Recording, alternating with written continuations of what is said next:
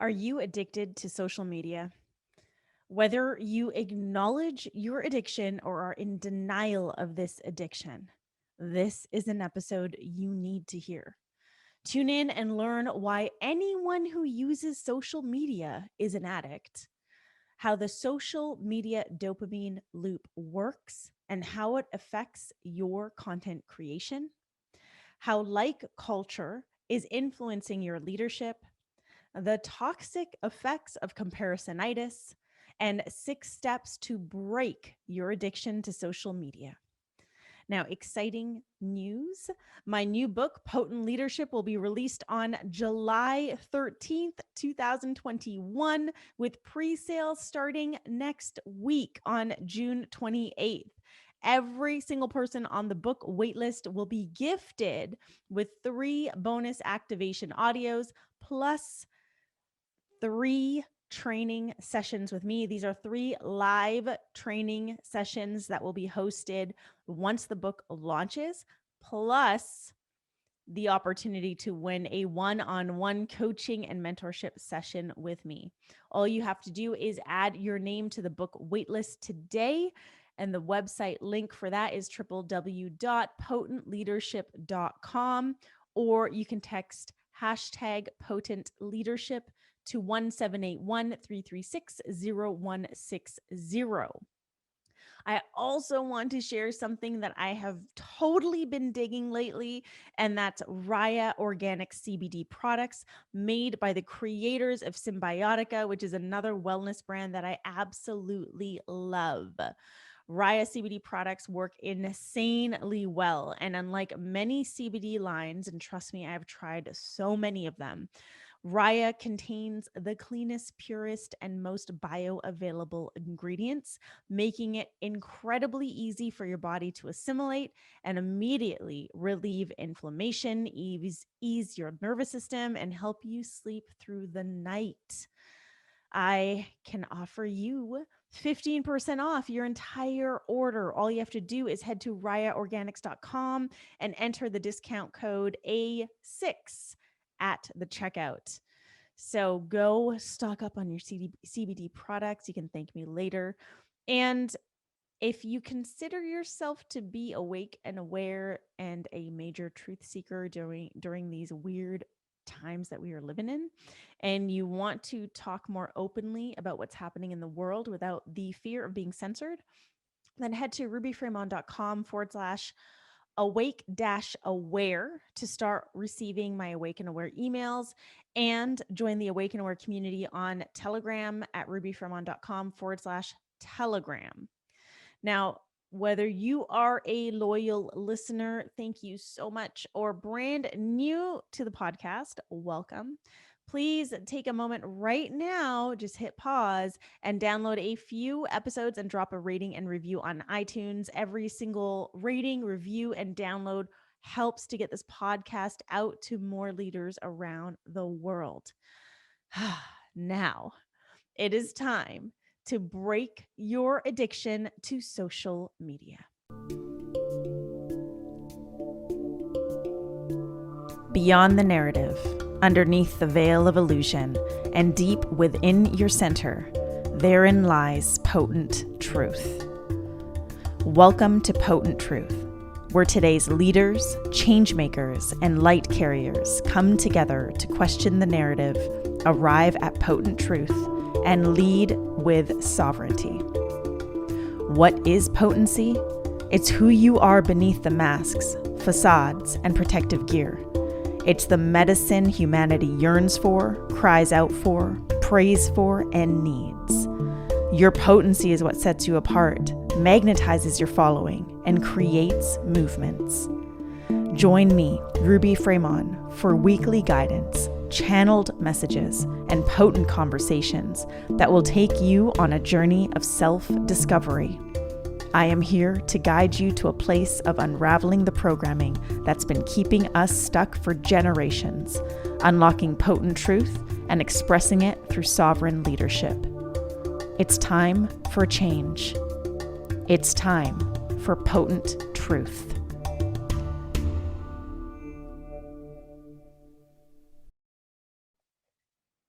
Hey, leaders, welcome to another episode of Potent Truth. God, I love saying that. It's just, if you're just joining and are new to Potent Truth, then you may not know, but I just recently underwent a massive evolution with the podcast, changing the name from Today's Thought Leader to Potent Truth. And it feels so damn good because it feels so damn aligned. So, again, leaders, welcome to Potent Truth. Super grateful to have you here. And today, I want to dive into your addiction. And even if you don't think you have this addiction, just hear me out. Okay. Just hear me out. Keep an open mind because I assure you, this is something that more of us actually deal with than are willing to admit or willing to even look at. And it's your addiction to social media. Now, I want to preface this by saying I also have this addiction.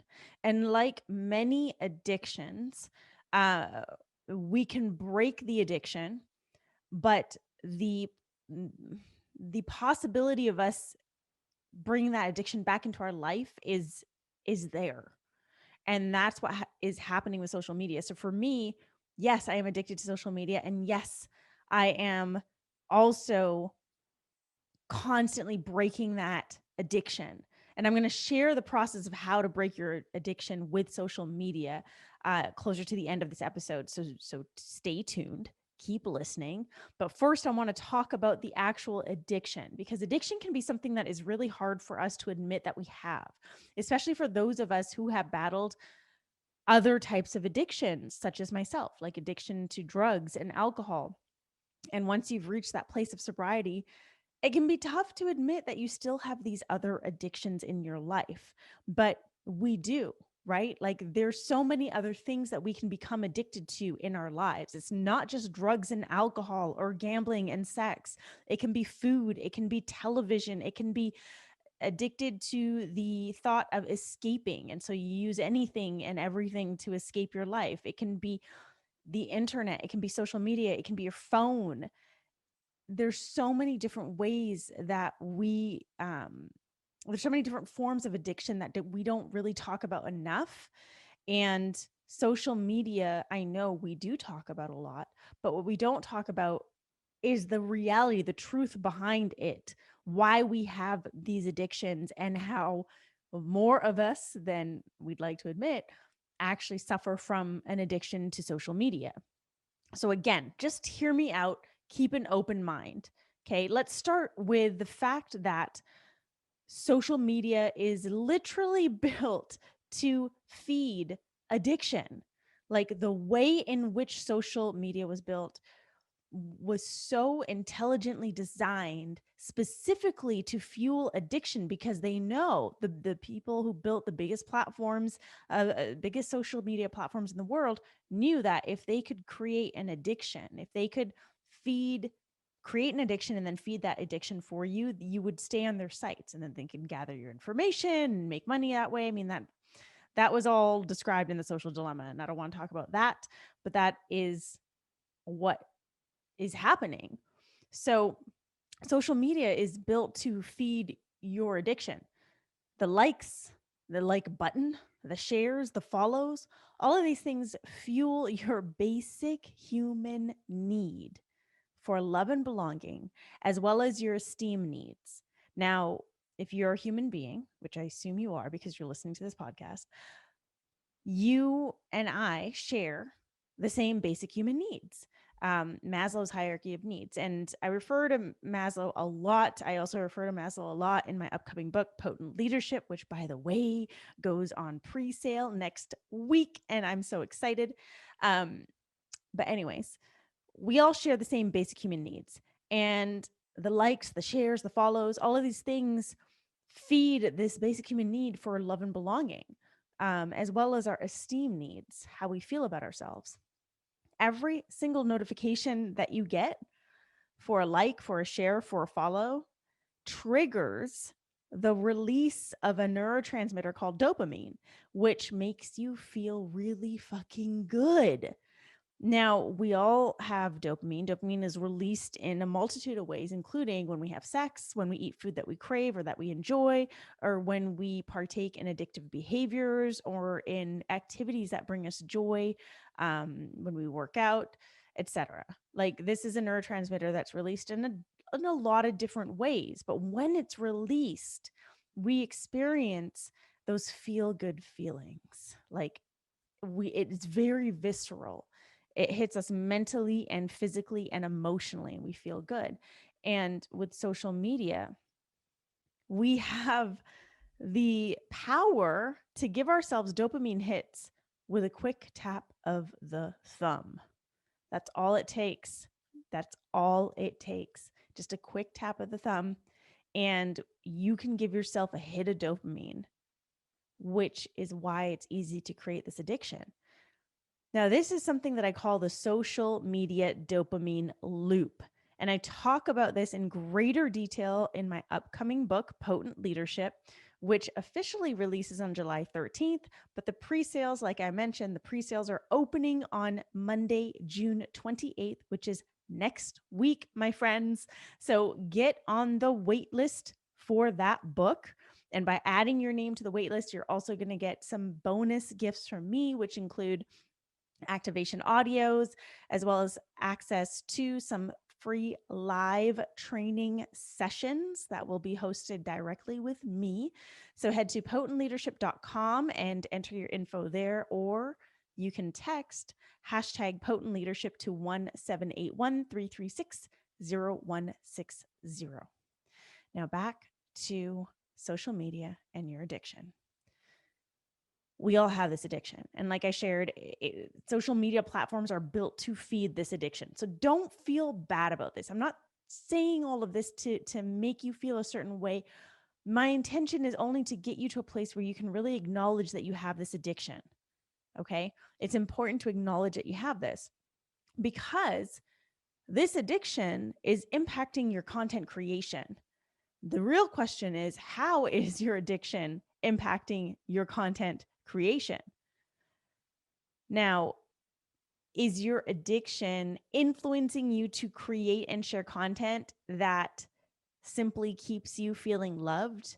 Meaning, are you only creating content and sharing content as an attempt to keep yourself feeling loved by your audience? Or is your addiction influencing you to create and share content that fulfills your ego? Meaning, you're creating and sharing content that boost your self-esteem as an attempt to boost your self-esteem, your ego? Or are you aware of your addiction and are instead creating and sharing content that truly aligns with you and your truth despite this addiction? Now, think about it and be really fucking honest with yourself, like brutally honest with yourself. And again, no shame, no feeling bad about this. Simply observe and acknowledge, because we all do this. We've all done this at some point in time. We all do this from time to time. Sometimes we get stuck in cycles of doing this, but we all do this. We can't avoid it. If you're on social media, you're using a technology that fuels addiction. It fuels addictive behaviors. Okay. If you think about gambling, for example, if you've ever been to a casino, and you're not a gambling addict, and you play roulette or blackjack, or maybe just some of the slot machines just for fun. I mean, the slot machine is a really good example because I love the slot machines. I'm not addicted to gambling, but when I get on a slot machine, I will feel that, when I'm trying to pull away, I will feel that voice inside saying, oh, but what if this next one is the winner? What if this next one is the winner? Keeping you from really moving out of that seat. So even though I'm not a gambling addict, I feel that urge when I'm at the slot machines. And I'm certain that if you've ever played around with some of the slot machines or other forms of gambling in Vegas or anywhere else, and you don't see yourself as gambling addict, you felt that. Social media is the same way. So even if you are not a social media addict, social media fuels feelings of addiction. It can create addiction within you, and it sucks you in that way. So when you're creating and sharing content, really observe the type of content that you're creating. Is it coming from your true voice? Is it coming from your heart? Is it coming from your soul? Or is your addiction influencing the type of content that you're sharing and that you're creating? And what ends up happening is you're actually sharing and creating content that isn't really aligned with your truth. Now, the other thing that's important to understand is social media has created a like culture, and we're all living it. Prior to social media, there was no such thing as a like button. Like, we literally have a button next to our post, next to everything we share online, that people can choose to tap to quote unquote like us or even love us. Think about what that does to your psyche. Oh, someone liked my post, AKA someone likes me, or someone loves my post, someone loves me, or someone didn't like my post or didn't love my post, or they hit like and not love. Think about what that does to your psyche. So we're all living in this weird, fucked up like culture. And you you have the power to validate someone with the tap of your thumb, and vice versa. Other people have the power to validate you with the tap of their thumbs. So to think that this is not impacting you in any way is incredibly naive. Again, social media is built to fuel addiction.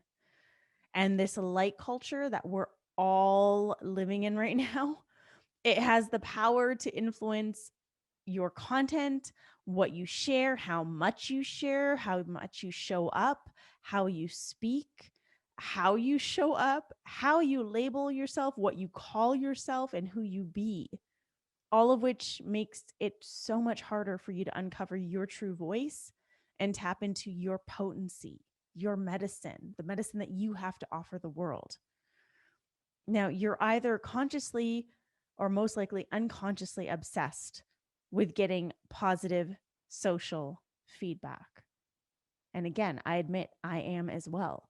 And if you don't get it, if you don't get that positive social feedback, you start to feel like shit about yourself.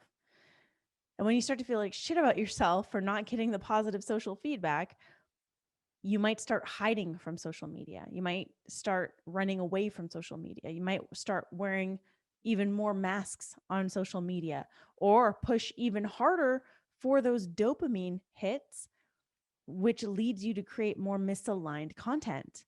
And maybe you're doing all of these things: hiding, pushing dopamine inducing content, wearing more masks.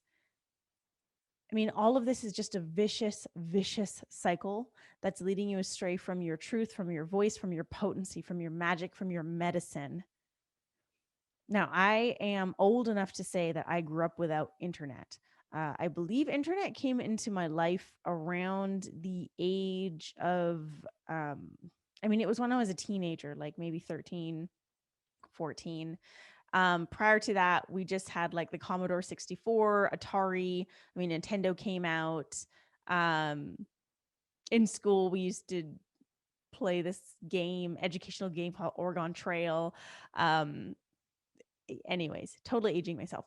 But growing up without internet was such a gift because, um,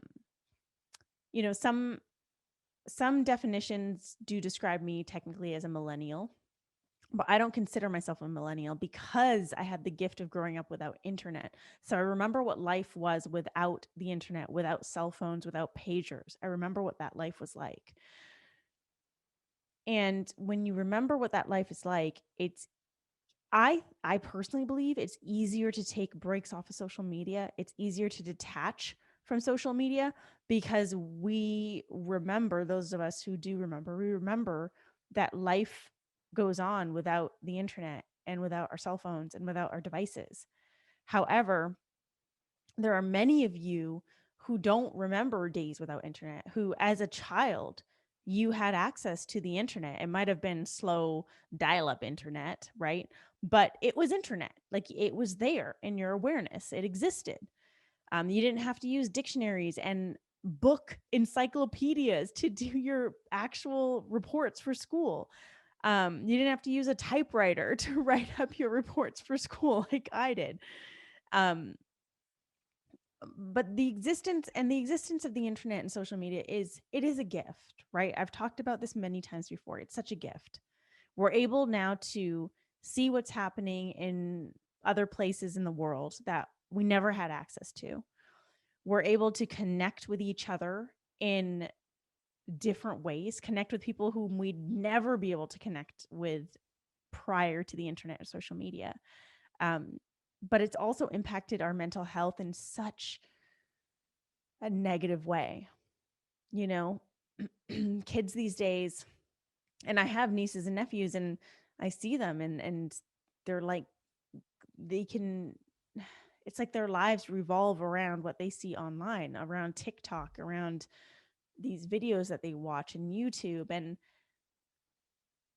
we're experiencing more mental health issues in our world. I mean, obviously, due to the pandemic that is currently taking place and a bunch of other things. But the internet and social media especially, is really feeding depression and anxiety. And it's also killing the art of socialization. Like social fucking media has become the killer of all things social, right?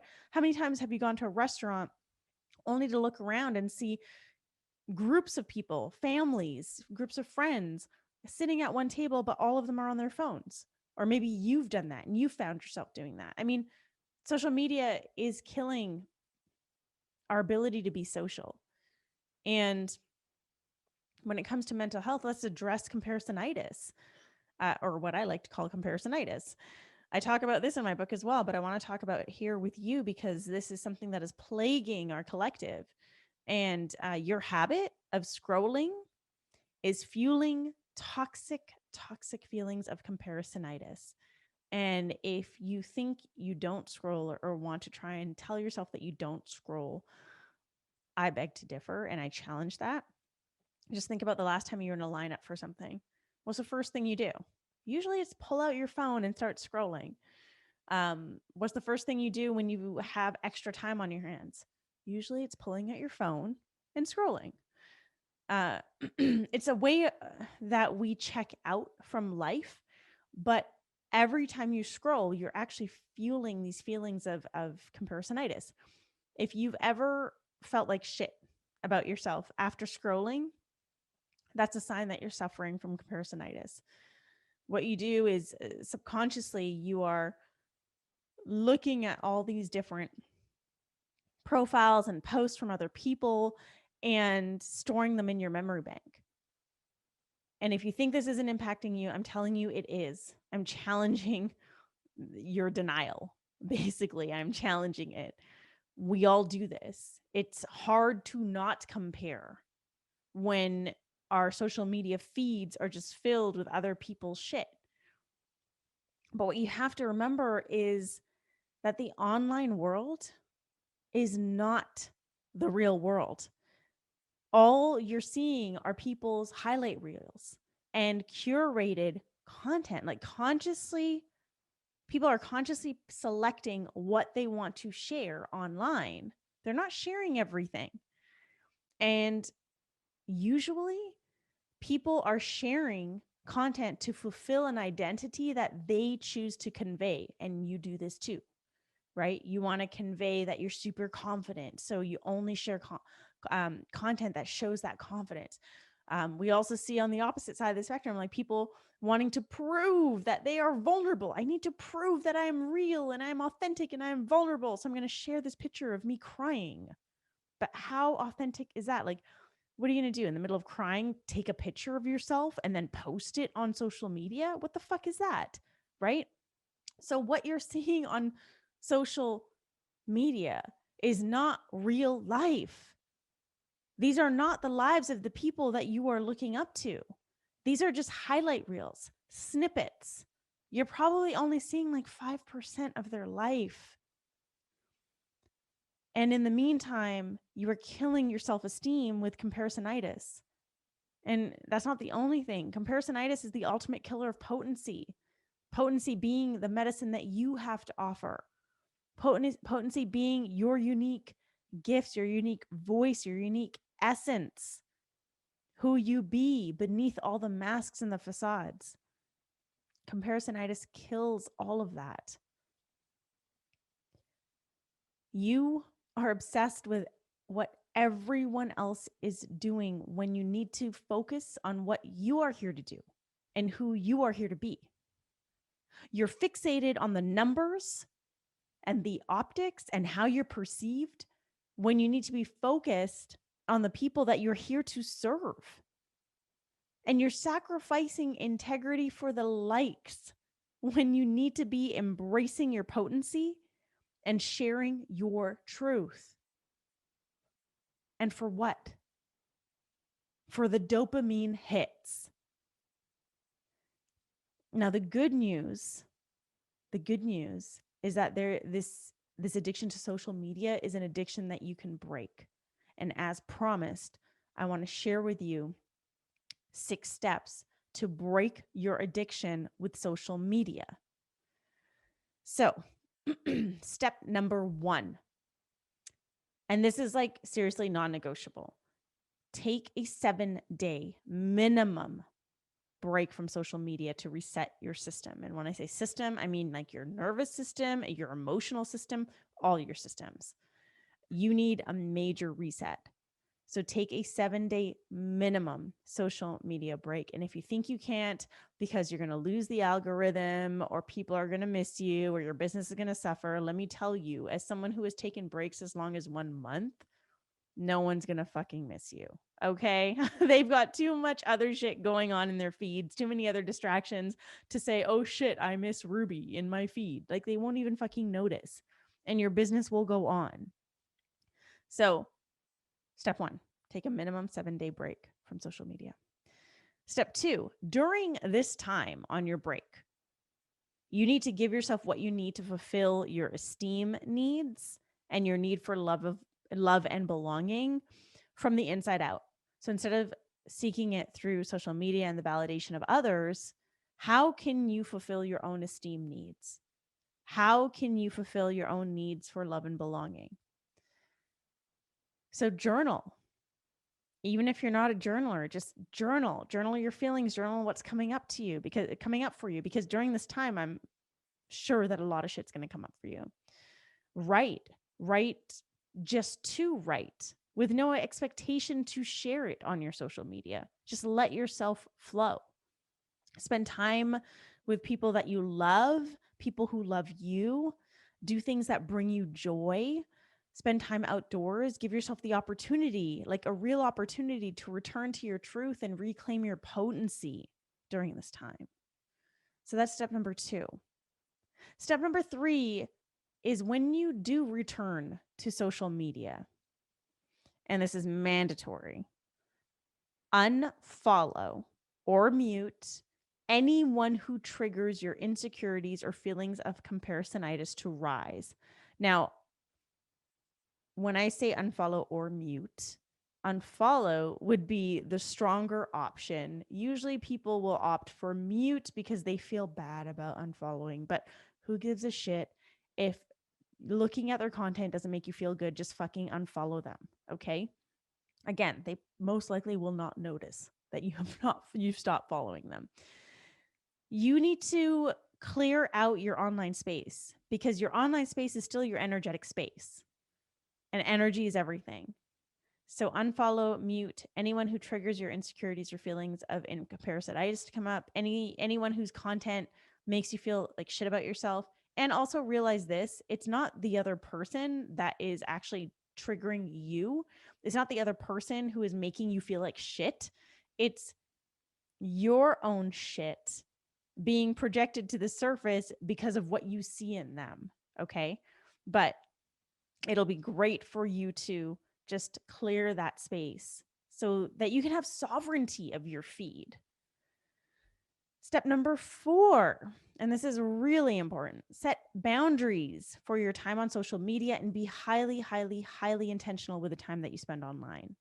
So, what I mean by that, boundaries can be anything like I'm only going to be on social media from 11 a.m. to 12 p.m. every day, or I'm only going to check my social media 3 times a day for 15-minute blocks.